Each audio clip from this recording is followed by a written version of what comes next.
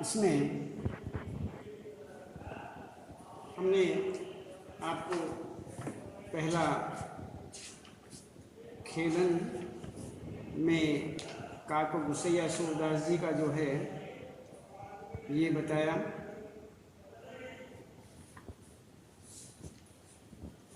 ये अब हम आपको बताते हैं हंसी की चोट, सपना दरबार। इसमें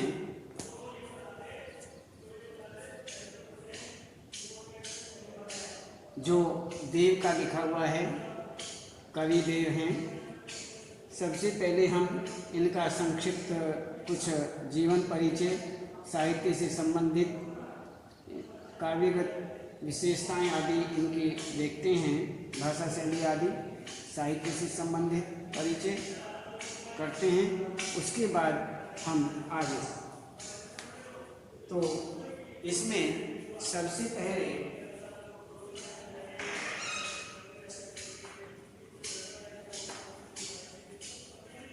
यहाँ पर हंसी की चोट, सपना और दरबार जो देव का लिखा हुआ है, देव जी का जीवन परिचय, रचनाएं, काव्यगत विशेषताएं, भाषा शैली और बाद में इसके बाद हम थोड़ा कविता का परिचय करेंगे। तो इसमें ये हुआ। तो अब हम देखते हैं जीवन परिचय से महाकवि देव का। महाकवि जो हैं देव, उनका जीवन परिचय। महाकवि देव का जन्म इटावा, उत्तर प्रदेश में हुआ था। इनका पूरा नाम देवदत्त द्विवेदी था। औरंगजेब के पुत्र, जब औरंगजेब के समय यहाँ पर औरंगजेब के पुत्र आलम शाह के संपर्क में आने के बाद, इसके बाद यहाँ पर देव ने अनेक आश्रयदाता बदले, किंतु इन्हें सबसे अधिक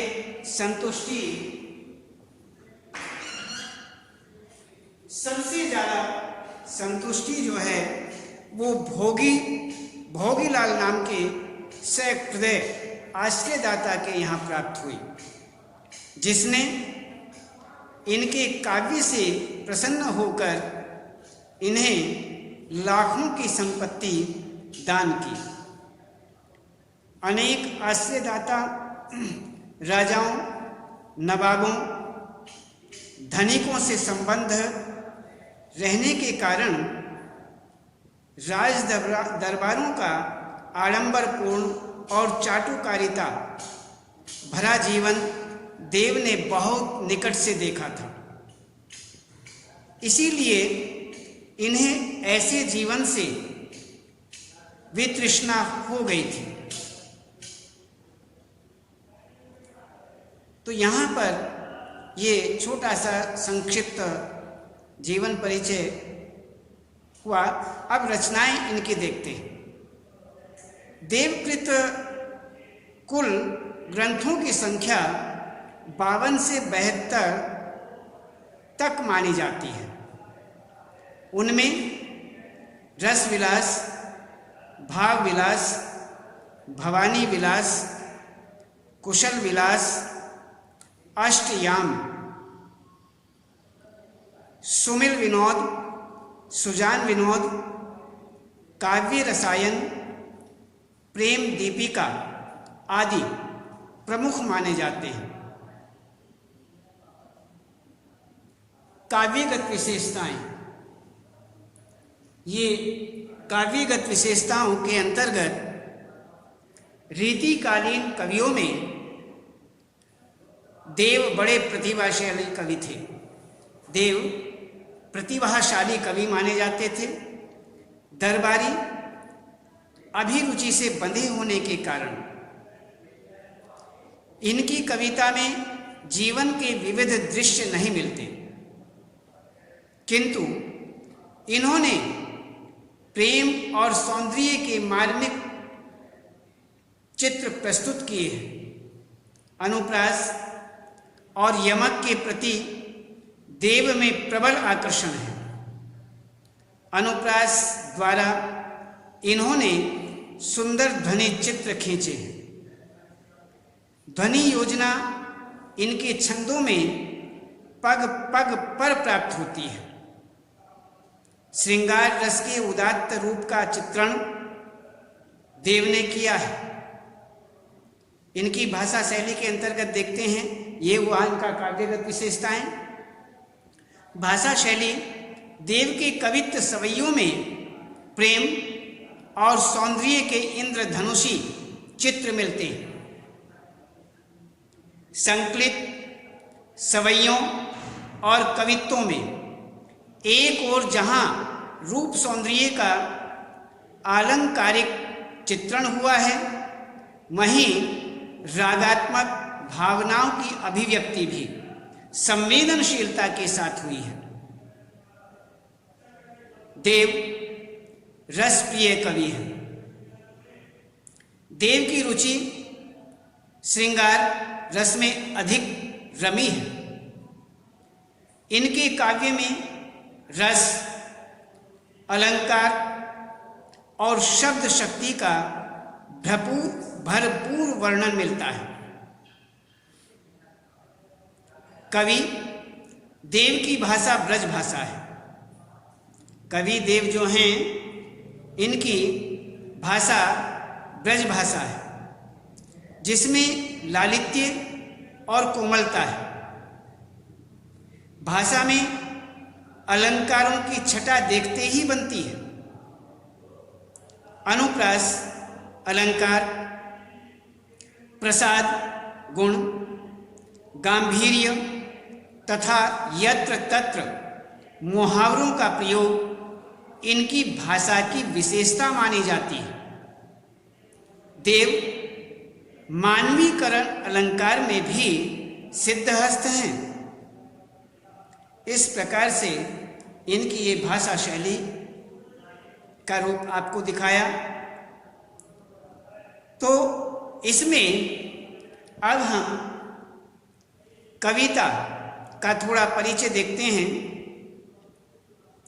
प्रस्तुत पाठ में महाकवि देव द्वारा लिखित 3 कविताओं को संग्रहित किया गया है।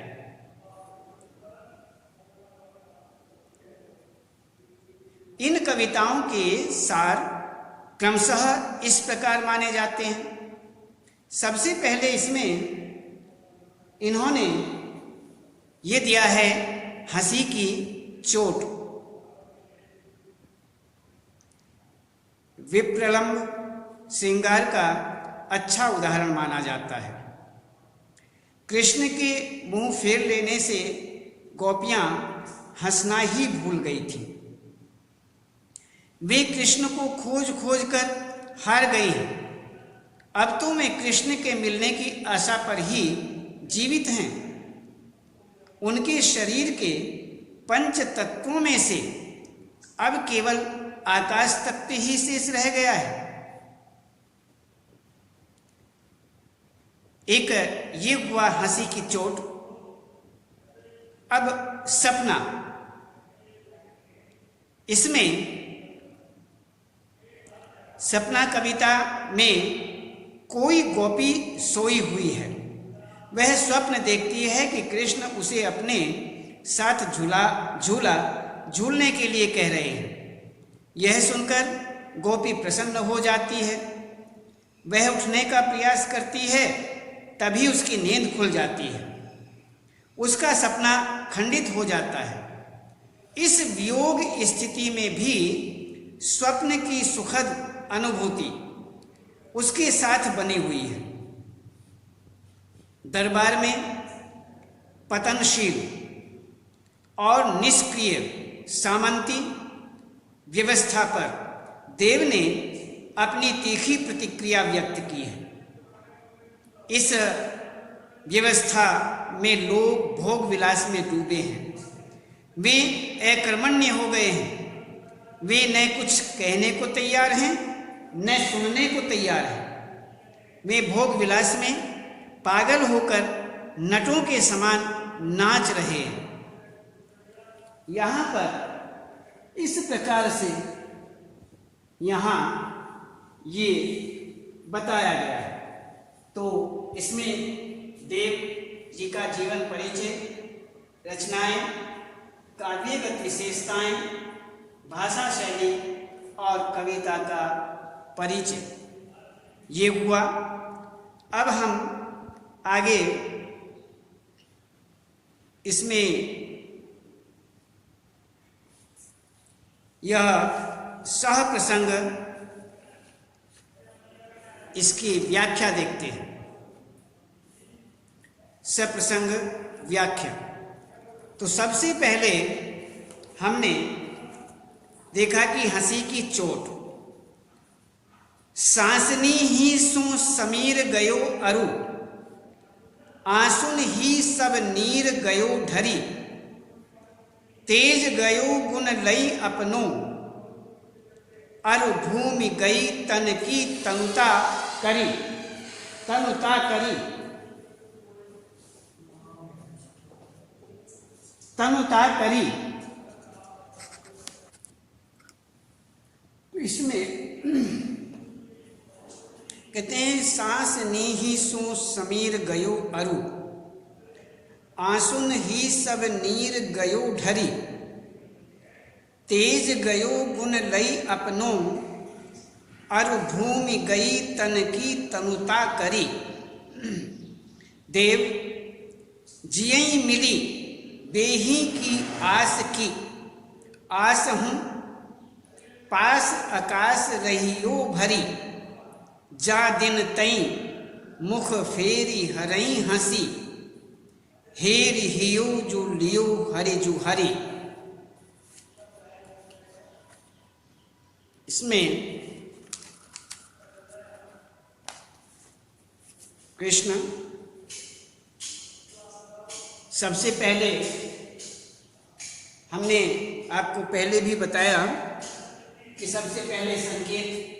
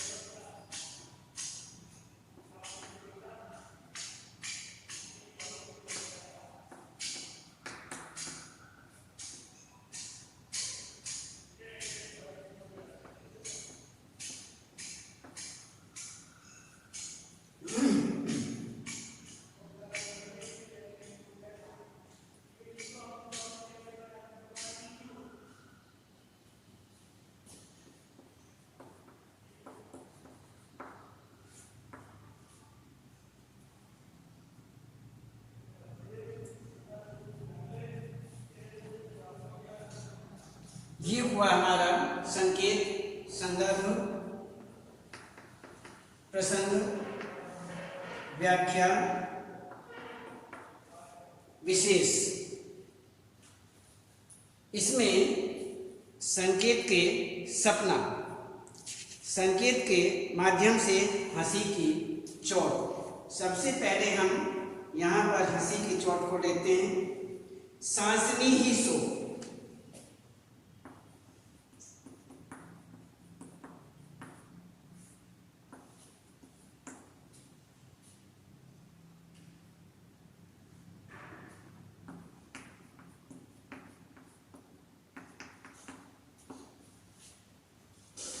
जू हरि, हरि जू हरि।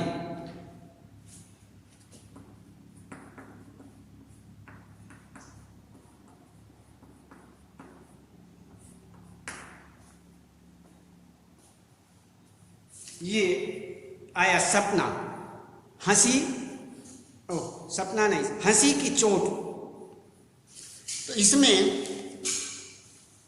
हंसी की चोट के अंतर्गत अब हम देखते हैं यहाँ पर सबसे पहले संकेत आपके सामने सांसनी ही सौ डॉट डॉट डॉट हरी जू हरी। अब उसके बाद आता है संदर्भ। संदर्भ में हम आपको पहले भी बता चुके हैं कि यह सवैया हमारी पाठ्य पुस्तक अंतरा भाग 1 के हंसी की चोट नामक पाठ से लिया गया है। इसके कवि देव हैं।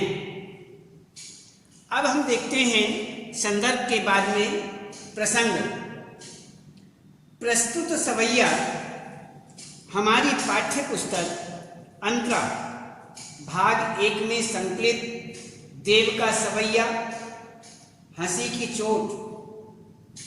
इस सवैये में कवि ने कृष्ण वियोग में पीड़ित गोपियों का वर्णन किया कि गोपियां जो हैं जब कृष्ण चले जाते हैं तो उस समय गोपियां विरह से व्याकुल होती हैं और उसी ही का वर्णन यहाँ पर देव कर रहे हैं। तो विरह रूपी जो गोपियां हैं उनका वर्णन यहाँ पर किया गया है कृष्ण के वियोग में। तो कहते हैं श्री कृष्ण ने एक बार एक गोपिका को मुस्कुराकर देखा तो गोपिका की खुशी का ठिकाना नहीं रहा। वह उसी क्षण को अपना जीवन मान बैठी।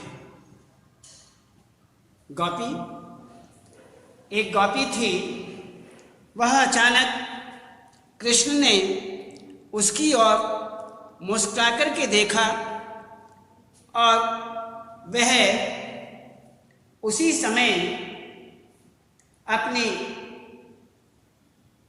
उस गोपी की खुशी का कोई ठिकाना नहीं रहा और उसने क्या किया, उसी क्षण को अपना जीवन मान बैठी। उन्होंने सोचा बस मेरा यही जीवन है। तो पर जब श्री कृष्ण ने अपना मुख फेर लिया तो वह मरने जैसी स्थिति में पहुंच गई। कृष्ण वहां से फिर चले गए, जिसको मुंह फेरना कहा गया है, वह चले गए और उस टाइम यह कार्य हुआ। तो इस तरह से हम इस बात को देखते हैं। तो ये हुआ हमारा प्रसंग। अब हम देखते हैं व्याख्या का रूप कि कविदेव क्या कहते हैं। कविदेव कहते हैं कि जिस दिन श्री कृष्ण ने हंसकर मुंह फेर लिया, उस दिन से गोपी की हंसी कहीं खो सी गई। वह वियोग की पीड़ा भोगते हुए दिनों दिन कमजोर होने लगी। इस अवस्था में जोर जोर से सांसें छोड़ने के कारण उसके शरीर का वायु तत्व कम होने लगा। वायु तत्व, यह शरीर कितने तत्वों से तैयार होता है ये हम देख लेते हैं। यह शरीर 5 तत्वों से मिलकर बनता है। एक पृथ्वी, जल, अग्नि, आकाश और वायु, यहां पर ये 5 तत्व मिलकर के शरीर निर्मित होता है, शरीर बनता है। तो यहां पर कहते हैं जब कृष्ण का वियोग हुआ तो उस वियोग की पीड़ा भोगते हुए दिनों दिन जो गोपी थी वह कमजोर होने लगी। इस अवस्था में जोर जोर से सांसें छोड़ने के कारण उसके शरीर का वायु तत्व कम होने लगा। यह शरीर जो है 5 तत्वों से बना है। हमने आपको बताया पृथ्वी, जल, अग्नि, आकाश, वायु 5 तत्वों से बना है। तो यहाँ कृष्ण के वियोग में रोती रहने के कारण उसके शरीर का जल तत्व कम होने लगा। उसके शरीर का जो जल तत्व है वह कम होने लगता है। अब शरीर का जल तत्व कम होने लगा तो इसमें यहां पर शरीर की गर्मी जाने से अग्नि तत्व का प्रभाव कम होने लगा, शरीर की अग्नि भी कम होने लगी। तो इस तत्व का प्रभाव भी कम होने लगा। फलस्वरूप उसका शरीर अत्यंत कमजोर होता गया। बहुत अधिक उनके शरीर में पिस्ता आने लगी, कमजोरी आने लगी, जिससे उसका पृथ्वी तत्व भी कम होता गया। अर्थात पृथ्वी तत्व जो हमें दिखाई देता है, ये मांस जो हमें दिखाई देता है, ये हमारा पृथ्वी अंश है। इस पृथ्वी अंश के कम होने की बात कही जाती है। तो यहाँ पर ये भी थोड़ा कम होता गया।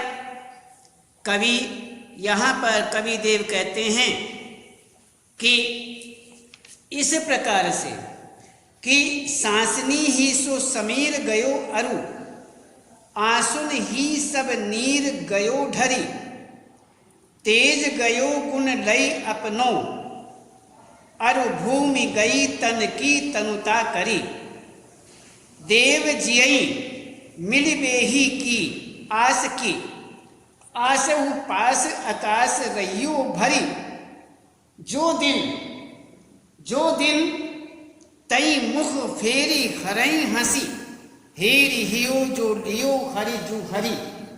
तो इस प्रकार से यहाँ पर गोपी जो हैं वियोग में तड़फ रही हैं। तो यहाँ कृष्ण जो हैं चले जाते हैं, वह वियोग में कृष होती चली जाती है। तो कवि यहाँ देव कवि कह रहे हैं कि इन 5 तत्वों में से 4 तत्व कम होते